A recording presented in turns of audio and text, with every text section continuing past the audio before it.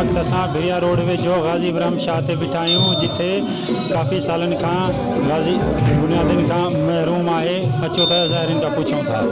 ॻाल्हि असीं साईं जा ड्यूटीदार आहियूं, नौकर ऐं साईं जा ॼाणंदा आहियूं।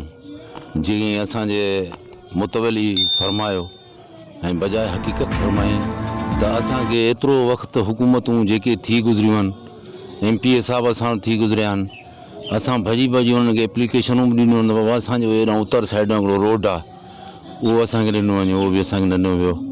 असां वटि लेडीस जो तमामु ज़ाहिरनि जी घणी अच वञ हूंदी आहे, लेडीस जी राहत हूंदी आहे, मरीज़नि जी। साईं बादशाह कैंसर कढंदो आहे माण्हुनि जा, उन हवाले सां असां वटि मरीज़ काफ़ी रहंदा आहिनि। वठी इहे दरगाह थोरी घणी हलाईंदा रहंदा आहियूं, हलाईंदा ईंदा आहियूं।